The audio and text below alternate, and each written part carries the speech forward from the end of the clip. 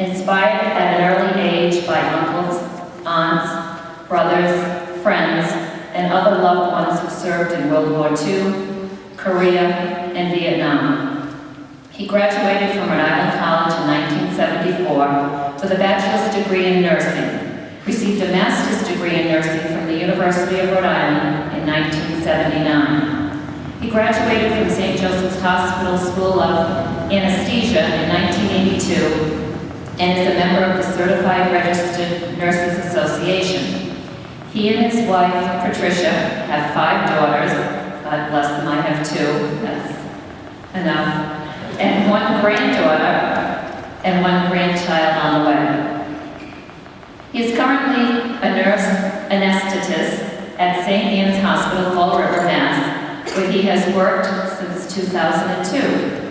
From June 2006 to October 2007, he served in the 399th Combat Support Hospital in Mosul, Iraq, supporting the infantry, and the 1st Cavalry Division as Chief of Anesthesia, and in Assad, Iraq, supporting the 1st and 2nd Forward Marine Expeditionary Forces in a new Echelon II hospital.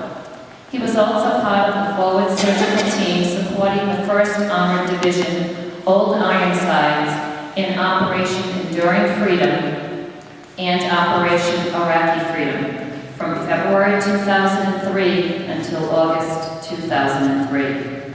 He also served as a nurse anesthetist in the 20-person Forward Surgical Team within the Baghdad International Airport area. During his military years, he has received numerous awards.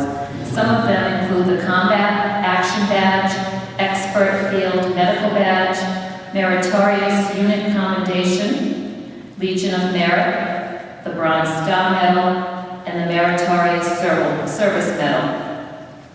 He is a member of the American Association of Nurse Anesthetists and is licensed in both Massachusetts and Rhode Island. He is also a member of the U.S. Army Reserves, retired, and the Military Office Association of America.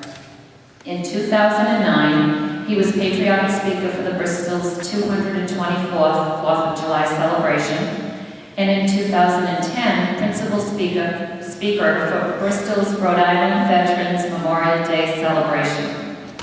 In the Souvenir Book article in 2009, he was quoted as saying, "When I was away, I missed the 4 times in Bristol.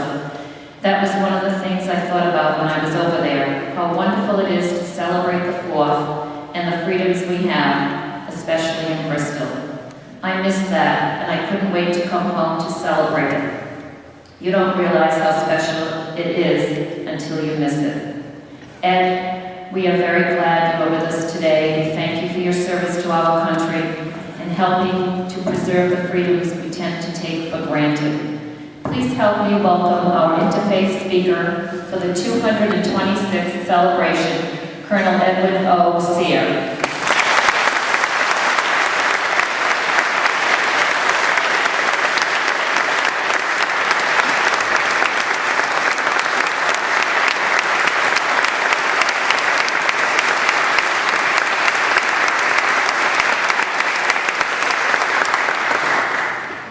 Good afternoon, everyone, and welcome to this holy place, where today we celebrate our democracy, our brotherhood, and our religious freedoms.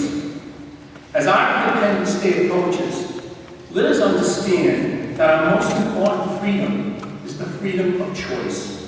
We choose our government, we choose our futures, we choose our mates, we choose our type of worship. We make all types of choices without fear of reprise from our governing body. We here in Bristol, Rhode Island, enjoy a birthright to a very, very unique heritage within the United States and the entire world. For here in Rhode Island, Roger Williams began a colony which provided refuge for all religions. For our future was the world's future. The vast majority of Roger Williams' contemporaries and fellow colonists regarded his ideas of religious freedom shared by all as a prescription for chaos and anarchy.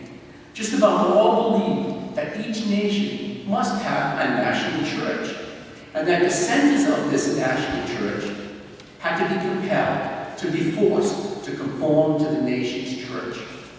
The establishment of Rhode Island and Providence plantations was so threatening to the common idea at the time that Rhode Island's colonist neighbors tried for the next 100 years to extinguish this lively experiment in religious freedom, which began here in Rhode Island in 1636.